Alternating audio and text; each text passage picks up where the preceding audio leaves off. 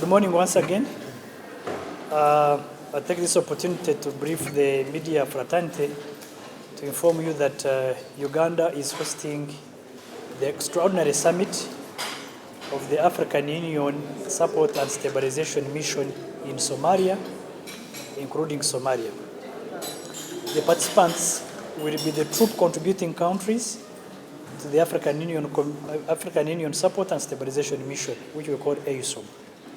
And these include Djibouti, Egypt, Ethiopia, Kenya, and of course Uganda. Somalia will attend because it is the host country of that mission. But we also have participants. That is, of course, the partners, the African Union, United Nations, and the IGAD. But at the ministerial meeting, we also have the partners who are basically some of them funders. We have the United Kingdom, we have USA, and European Union. The meetings today, we have commenced on the senior officials. These are the meetings of permanent secretaries, the chiefs of defense forces, and other senior officials to discuss. Then tomorrow, for 2 days, today and tomorrow. Then on 24th, we shall have a ministerial meeting, which is for the ministers of defense and foreign affairs. On 25th, we shall have a summit of the heads of state. For ISOM and Somalia security forces to succeed, there is need to establish a political body to oversee the stabilization process in Somalia with a monitoring and evaluation mechanism. This would require us to develop a strategic roadmap in addressing political governance in the country, including political reconciliation, cohesion, and dialogue among the federal government of Somalia, the federal member states, clan leaders, among others.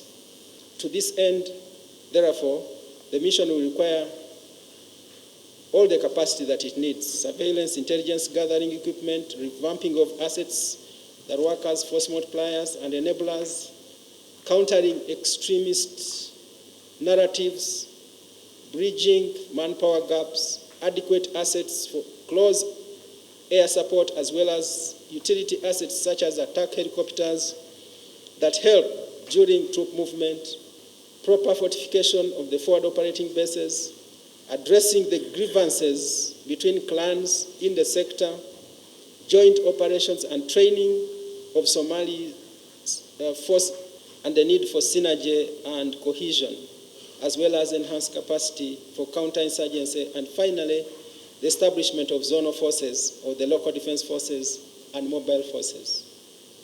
Distinguished delegates, may I now turn to the issue of financing. We take note of the funding situation that ATMIS and now ISOM is facing. The success of this mission will depend in large part on the provision of adequate, predictable, and sustainable funding. It is therefore important to underscore the need for timely implementation of UN Security Council Resolution 2719 of 2023. And as we've said before, the impact of unpredictable and unsustainable financing remains an existential threat to the success of ISOM. We wish, therefore, however, to observe that despite the perennial shortage of funding to ISOM that has affected the earlier missions, troop contributing countries have continued to deploy troops, sometimes without remuneration, in such a challenging terrain and environment. This is not to mention the deployment of bilateral troops with immense sacrifice, resilience, and determination. I'm glad that the AU Commission is joining us in this meeting. Our understanding is that the UN Security Council Resolution 2767 of 2024 required the UN Secretary General, in collaboration with the AU, to submit 2 reports to the Council, one in April and another in May, upon which the Security Council would make an assessment on whether to confirm the use of Resolution 2719 or not.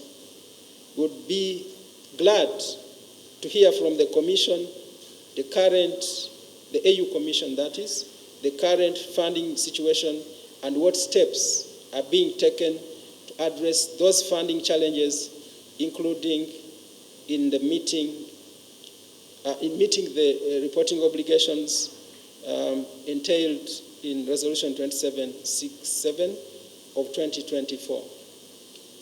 In conclusion,